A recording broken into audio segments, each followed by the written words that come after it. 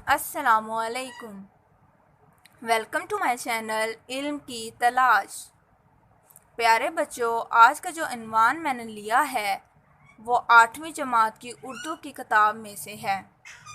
हम one by one 8वीं जमात की उर्दू की किताब मुकम्मल पढ़ेंगे। आज उर्दू की किताब का सबक नंबर 1 हम्द डिस्कस किया जाएगा।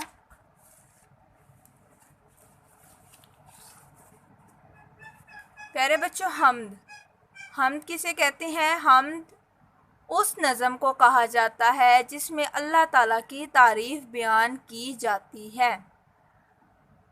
ठीक है। अच्छा, हमद अब किसने लिखी है? इस किताब में जो हमद है वो लिखी है इस्माइल मरेठी ने।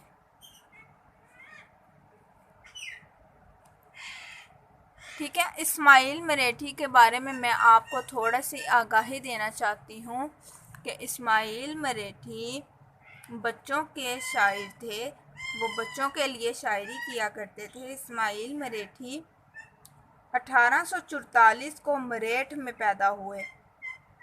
उन्होंने 1888 में सेंट्रल नॉर्मल स्कूल आगरा में उस्ताद के तौर पर खिदमत सरअंजाम दी। सरकार ने यानी हुकूमत ने उनको अदबी खिदमत के सिलसिले में खान साहब का खिताब इनायत किया और इस्माइल मरेठी 1917 में वफ़ात पा गए थे। ठीक है, इनका पैदाइश का सन है 1844 और वफ़ात का है 1917। जी तो बच्चों, आगे हम चलते हैं। इसमें दो बातें गौरे फ़िक्र हैं कि हैत और मुखम्मस। हैत किसे कहते हैं? प्यारे बच्चों, जो भी नज़म लिखने का तरीक़ेकार शायर अपनी नज़म में अपनाता है, अपनी तहरीर में अपनाता है, उसको हैत कहते हैं। अब इस नज़म में जो तरीक़ेकार शायर ने अपनाया है वो मुखम्मस का है। मुखम्मस किसे कहते हैं? ऐसी नज़म जिसके हर बंद की तादाद 5-5 मिसरों पर मुश्तमिल हो। मुखम्मस की एक अहम इलामत ये होती है कि मिसरे के, ये ज़रूरी नहीं लेकिन एक ख़ास इलामत ये होती है कि मिसरे के जो 4 मिसरे होते हैं पहले, उनके आखिर में रदीफ़ एक जैसा होता है और आखिरी में मुख्तलिफ होता है। ठीक है, तो मुखम्मस क्या है जी? वो बंद जो 5 मिसरों पर मुश्तमिल हो और ऐसे बंद पर मुश्तमिल नज़म मुखम्मस कहलाती है। जी तो बच्चों, हम अगले टॉपिक की तरफ चलते हैं। ख़ास अल्फाज। ख़ास अल्फाज अब कौन से हैं जी? इसमें औसान। औसान का मायनी है होशो हवास। असला। बेटे अगर यहाँ पे है दूसरे वाला ऐसे वाला है आ जाता तो इसलाह हो जाता कि किसी की रहनुमाई करना या अपनी रहनुमाई करना। यहाँ जो इसलाह है इसका मायनी है हरगिज़। खौफ व ख़तर, खौफ और ख़तरा। सन्नाटा, खामोशी। पुरहोल, डरावना, खौफनाक। बेयाबां, जंगल। लेक का मायनी है लेकिन। सहर, सुबह, सुबह या सुबह। मरघट। प्यारे बच्चों, मरघट उस जगह को कहते हैं जहाँ पर मुर्दों को जलाया जाता है और कब्रिस्तान उस जगह को कहते हैं जहाँ पर मुर्दों को दफनाया जाता है। गुप अंधेरा, ऐसा अंधेरा, ऐसी यानी कि तारीकी जिसमें कुछ भी दिखाई ना दे रहा हो। जी तो पहला बंद हम पढ़ेंगे। बंद के मैं साथ के साथ आपको मायने भी बताऊंगी और हर बंद के बाद उसकी तशरीह भी बताऊंगी, तो इसलिए आप नोट कर लीजिएगा। है हमेशा मेरी खुदा पे नज़र। रात हो दिन हो शाम हो के सहर, न उजाले में है किसी का डर, न अंधेरे में कोई खौफ व खतर, क्योंकि मेरा खुदा है मेरे साथ। अब जी हमेशा यानी कि अब्दी, अब्दी अब्दी तो यानी बरकरार रहने वाली, यानी अल्लाह ताला हर जगह हर हमेशा ऊपर ज़मीन पे देख लें, शुरू से देख लें, आखिर तक देख लें, आखिरत तक देख लें, ज़िंदगी बनने से लेकर जहाँ तक देखना चाहते हैं आप देख लें, हमेशा से अल्लाह ताला मौजूद है। सहर सुबह, उजाला रोशनी, ठीक है जी, उजाला रोशनी, खौफ व ख़तर, खौफ व ख़तरा। अब इसकी तशरीह ये है कि इस शेर में शायर, यहाँ आप शायर का नाम भी लिख सकते हैं, कि इस शेर में इस्माइल मरेठी ये बयान करते हैं कि शायर कहता है कि अल्लाह ताला पर उसकी हर वक्त नज़र होती है, कि दिन का कोई भी वक्त हो, अंधेरा हो, उजाला हो, उसको कोई खौफ व ख़तरा नहीं होता, क्योंकि वो ये मानता है कि उसका खुदा उसके साथ हर पर मौजूद है।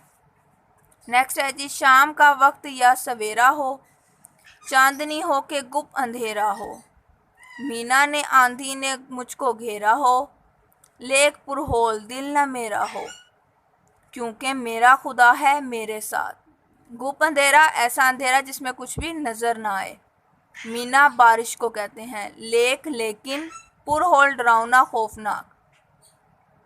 अब इस शेर की तशरीह ये है कि शायर शेर में अल्लाह ताला को मुखातिब करते हुए, लोगों को मुखातिब करते हुए ये बयान करना चाह रहा है कि शाम का वक्त हो या सवेरा हो, चाँद की घनी रोशनी हो या फिर गुप अंधेरा हो जिसमें कुछ भी दिखाई ना दे रहा हो, बारिश आए, आंधी आए, कुछ भी हो, लेकिन उसका दिल खौफज़दा नहीं होता, क्योंकि उसका ये यकीन है कि उसका खुदा हर वक्त उसके साथ है।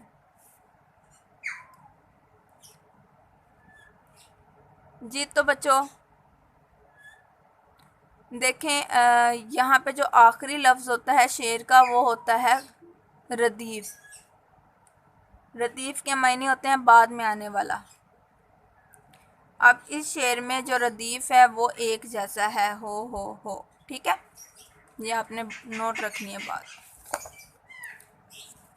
नेक्स्ट आ जाते हैं जी, जबकि तूफ़ान का हो सन्नाटा, सख्त आंधियों का चले झोंका, जड़ से पेड़ों को दे उखेड़ हवा, मेरे दिल में ना खौफ हो इसलाह, क्योंकि मेरा खुदा है मेरे साथ। सन्नाटा कहते हैं जी खामोशी को। आंधियों यानी आंधी जो आती है, आपको पता होगा तेज़ हवा का झोंका होता है, तेज़ हवा चलती है, ठीक है। पेड़ यहाँ पे दरख्त के मायने में लिया गया है। उखेड़ना यानी अलग कर देना, असला हरगिज़। अब इस शेर की तशरीह ये होगी कि शायर इस शेर में बयान करता है कि चाहे तो तेज़ आंधी का शोर हो या फिर तूफ़ान आने के बाद खामोशी छा जाए या जड़ से पेड़ उखड़ जाएं, लेकिन मेरा दिल खौफज़दा हरगिज़ नहीं होता, क्योंकि मेरा ये मानना है कि मेरा खुदा मेरे साथ है हर पल। नेक्स्ट है जी शेर, टूट कर आसमान से तारे, शब को गिरते हैं जैसे अंगारे, वहम करते हैं लोग बेचारे, मैं ना घबराऊं खौफ के मारे, क्योंकि मेरा खुदा है मेरे साथ। शब रात को कहते हैं, अंगारे यानी आग के शोले, घबराऊं परेशान होना, बेचारे मजबूर बेबस लाचार लोग। अब इस शेर की तशरीह ये है कि शायर शेर में कहता है कि रात के वक्त जब आसमान से कोई तारा टूटता है तो अल्लाह पर यकीन ना रखने वाले मजबूर बेबस लोग ये वहम करते हैं कि आग के शोले आसमान से टपक रहे हैं या गिर रहे हैं, लेकिन मैं इस वक्त भी परेशान नहीं होता खौफ के मारे, क्योंकि मुझे तब भी यकीन है कि मेरा खुदा मेरे साथ है। नेक्स्ट है जी, मेरे रास्ते में हो अगर मैदान, या पुराना कोई खंडर सुनसान, कोई मरघट हो या हो कब्रिस्तान, ना खता हो मेरे ओसा, क्योंकि मेरा खुदा है मेरे साथ। खंडर और सुनसान, खंडर सुनसान वीरान मकान को कहते हैं जहाँ पे कोई भी रह ना रहा हो। मरघट, मुर्दा जलाने की जगह को मरघट कहते हैं। कब्रिस्तान, मुर्दा दफनाने की जगह को कब्रिस्तान कहते हैं। खता यानी कि यहाँ एक खता होती है जी सज़ा, लेकिन जो यहाँ पर ख़ता का इस्तेमाल किया गया है वो है कि वो ख़ता होना यानी कि ख़त्म हो जाना, उड़ जाना। ठीक है, इस मायने में इसको इस्तेमाल किया गया। ओसान, होशो हवास। अब इस शेर की तशरीह है कि शायर इस शेर में कहता है कि मेरा जिस मर्ज़ी रास्ते से गुज़र हो, चाहे मैं कोई मैदान में हूँ या कोई वीरान खंडर मकान सुनसान पुराने में हूँ, मरघट में हूँ मुर्दा जलाने वाली जगह पर, या मुर्दा दफनाने वाली जगह कब्रिस्तान में हूँ, मेरे कहीं भी होश व हवास ख़ता नहीं होते, उड़ते नहीं हैं, क्योंकि मेरा ये मानना है कि मेरा खुदा मेरे साथ है। आखिरी शेर है जी, बंद है नज़म का। हो बियाबान में गुज़र मेरा, या समंदर पे हो सफ़र मेरा, दूर रह जाए मुझसे घर मेरा, रहे फिर भी कव्वी जिगर मेरा। अच्छा जी, बियाबान का मतलब है जी जंगल वीराना। कव्वी का मतलब है ताकत, मजबूत। अब देखें, जिस तरह पिछले शेर में रदीफ एक जैसा था, तो यहाँ पर भी रदीफ जो है मेरा मेरा एक जैसा है। ठीक है, अब हम इसकी तशरीह करते हैं कि शायर शेर में कहता है कि मेरा गुज़र कहीं से भी हो, चाहे वो जंगल वीरान हो या समंदर का कोई सफ़र हो, या मैं अपने घर से कहीं दूर चला जाऊं, फिर भी मेरा दिल मजबूत रहता है, क्योंकि मेरा ये मानना है कि मेरा खुदा हर पल मेरे साथ है। उम्मीद करती हूँ कि यहाँ तक बच्चों आपको अच्छे से समझ आ गई होगा। अगर आपको कोई मुश्किल है यहाँ तक आपके सवाल में या आज के टॉपिक में, तो मुझसे आप कमेंट्स में पूछ सकते हैं। नेक्स्ट जी हम देखेंगे अब इसकी एक्सरसाइज। अब इसमें से आपको मैंने हमद की तारीफ़ बताई है, मखम्मस बताया, हैत किसे कहते हैं ये बताया, अल्फाज मायने बताए हैं, तशरीह बताई है और रदीफ़ के बारे में बताया। नेक्स्ट है जी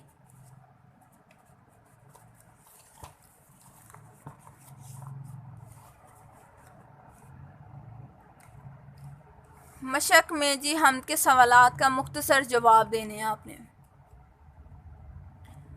कौन से अमल के होने पर लोग वहम करते हैं? जी अभी आपने नज़म में पढ़ा है कि आसमान से जब तारे गिरते हैं तो लोग इस पर वहम करते हैं। किन हालात में शायर का जिगर कवी रहता है? शायर का जिगर वीराने में यानी बियाबान जंगलों में, समंदर के सफ़र पर, घर से दूरी के बावजूद भी उसका जिगर कवी रहता है। शायर को किसी भी चीज़ का खौफ क्यों नहीं है? शायर को किसी भी चीज़ का खौफ इसलिए नहीं है क्योंकि शायर का मानना है कि उसका खुदा हर वक्त उसके साथ है। खौफज़दा करने वाले मकामात कौन से हैं? इधर अब जो खौफज़दा करने वाले मकामात हैं वो हैं जी मरघट, कब्रिस्तान, सुनसान खंडर, आंधियाँ, तूफ़ान का सन्नाटा, ये सब इसके अंदर बयान किए गए हैं जो खौफज़दा करने वाले मकामात हैं, या घर से दूरी भी है एक इसमें। ठीक है, आखिरी सवाल है जी, इस हमद का मुताला करने के बाद आपके जहन में पहला ख्याल क्या पैदा होता है? हमारे जहन में इस हमद का मुताला करने के बाद ये ख्याल पैदा होता है कि ज़िंदगी में कोई भी हालात आ जाए, हम किसी भी मुकाम पे चले जाएं, कोई भी हमारे साथ हादसा पेश आ जाए, हमें ये यकीन रखना चाहिए कि हमारा खुदा हमारे साथ है और हमें खौफज़दा नहीं होना चाहिए और हिम्मत नहीं हारनी चाहिए। अगला जी देखें, हमद के दिए गए दर्जा ज़ेल अल्फाज की मदद से जुमले मुकम्मल करें। अब ये लफ्ज़ दिए हुए हैं, हमने जुमले मुकम्मल करने, नहायत आसान है, जल्दी से कर लेते हैं। अल्लाह ताला के ज़िक्र से हमारा दिल कवी रहता है। अल्लाह ताला को याद करने से हर किस्म के डैश और गुमान ख़त्म हो जाते हैं, वहम व गुमान। तूफ़ान का शोर हो या इसके थमने के बाद का डैश, अल्लाह ताला हर सूरत में हमारे साथ होता है। सन्नाटा कब्रिस्तान और डैश मुर्दों को दफनाने या जलाने का मुकाम है। मरघट रात को तूफ़ान आने पर हर तरफ डैश छा गया, घुप अंधेरा। अल्लाह ताला की हर जगह मौजूदगी के एहसास से हम बिला डैश अपनी मंजिल की तरफ बढ़ सकते हैं। खौफ व ख़तर आसमान से तारे टूटकर ऐसे गिरते हैं जैसे अंगारे। रात ख़त्म होती है और डैश के वक्त अल्लाह के ज़िक्र से फ़ज़ाएं गूंज उठती हैं। सहर बारिश का दूसरा नाम डैश है, मीना। ठीक है बच्चों, यहाँ तक आपको क्लियर हो गया है। नेक्स्ट हम बात करते हैं जब यहाँ पर बच्चों दिए गए अल्फाज में से मुनासिब लफ्ज़ का इंतखाब करके खाली जगह आपने पूरी करनी है।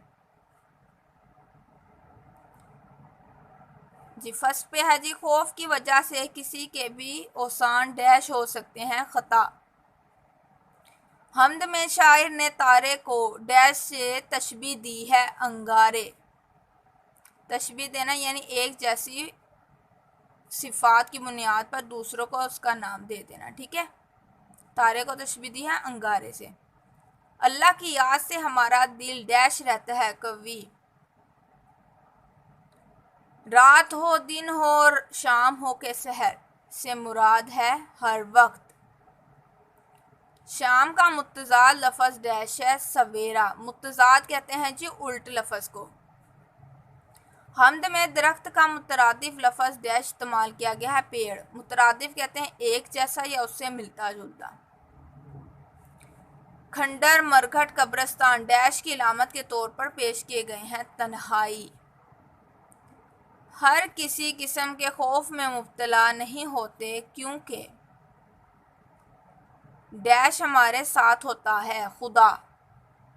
हमद में चांदनी का मुतज़ाद लफ्ज़ यानी उल्ट लफ्ज़ डैश बयान किया गया है, गुप अंधेरा।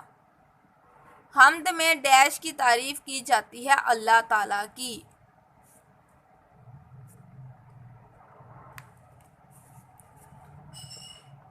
नेक्स्ट है जी, हमद के मुताबिक मुनासिब अल्फाज के मदद से मिसरे मुकम्मल करें। ये आपने हमद पढ़ी है तो ये आसानी से आप कर सकते हैं, ये भी हम जल्दी से पढ़ लेते हैं। रहे फिर भी कवि जिगर मेरा, क्योंकि मेरा खुदा है मेरे साथ। शब को गिरते हैं जैसे अंगारे, यह पुराना कोई डैश सुनसान खंडर। डैश करते हैं लोग बेचारे वहम। अगले सफ़े पे चलते हैं।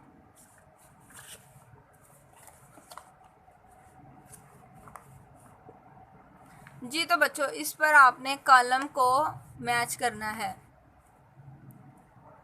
कॉलम इसमें है जी, कॉलम हम देखते हैं जी। पहला है जी सफ़र। सफ़र कहाँ का कर रहे थे, नज़र में समंदर।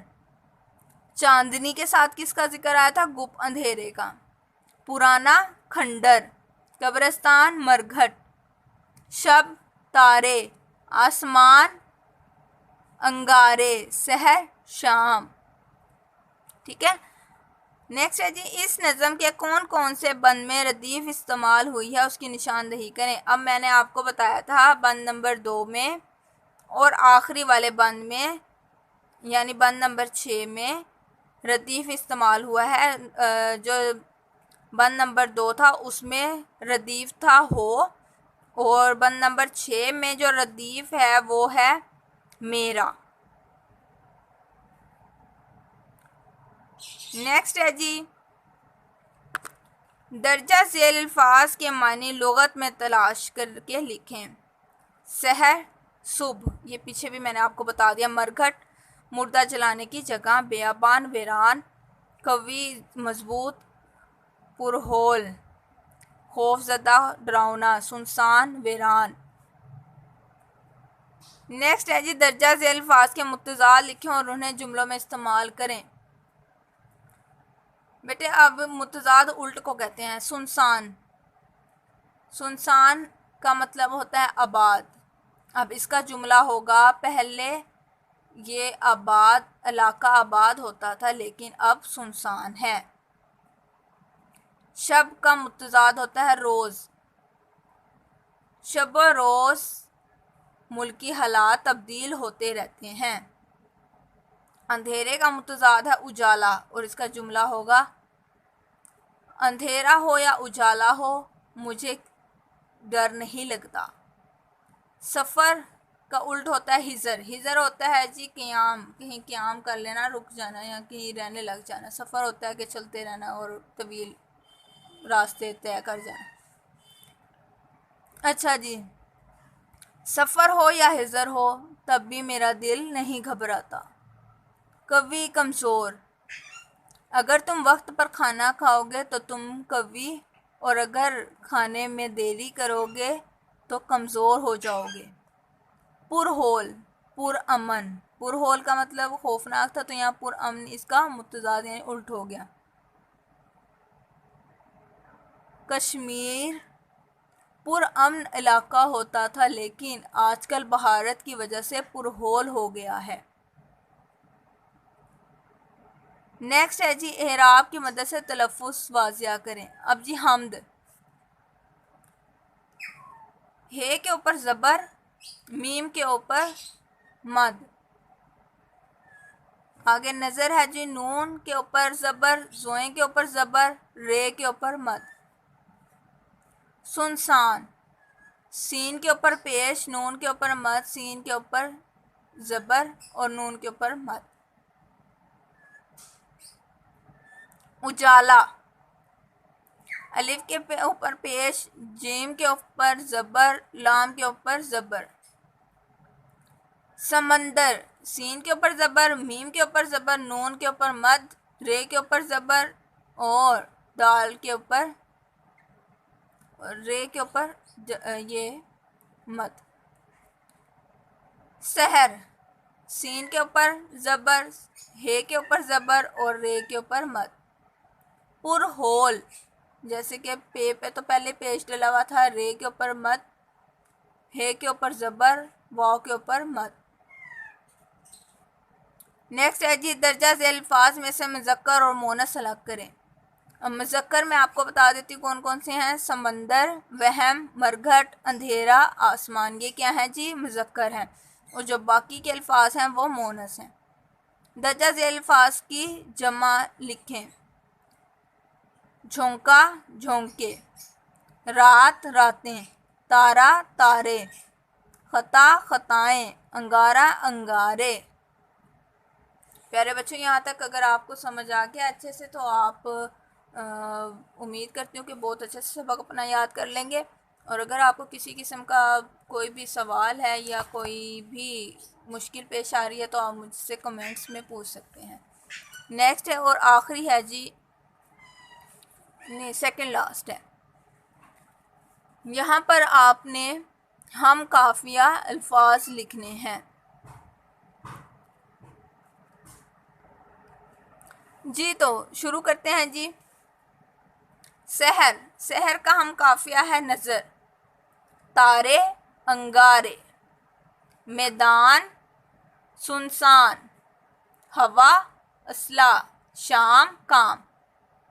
ठीक है, यहाँ पे आपने हम काफिया लिखने हैं, जो आपके टीचर लिखवाएं आपको, उनकी मर्ज़ी से भी लिख सकते हैं। बस एक जैसे लफ्ज़ होने चाहिए, मुख्तलिफ भी हो सकते हैं, हो सकता है और अल्फाज की आवाज़ एक जैसी हो और आप वहाँ पे वो चेंज कर लें। नेक्स्ट है जी, इस नज़म या इस हमद का मरकज़ी ख्याल तहरीर करें।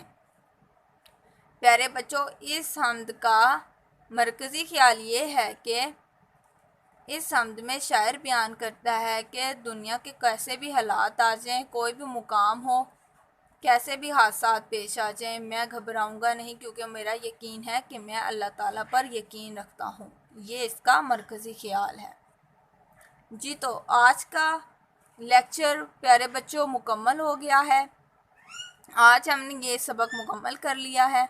अगर आपको मेरी ये वीडियो अच्छी लगी है तो प्लीज़ लाइक एंड कमेंट ज़रूर कीजिएगा और सब्सक्राइब करना भी मत भूलें मेरे चैनल्स को। और मैं आपके लिए दुआ गो रहूँगी। अगर आपको कोई मुश्किल है तो आप कमेंट्स में मुझसे पूछ सकते हैं। अल्लाह नेगेबान। अल्लाह हाफिज़।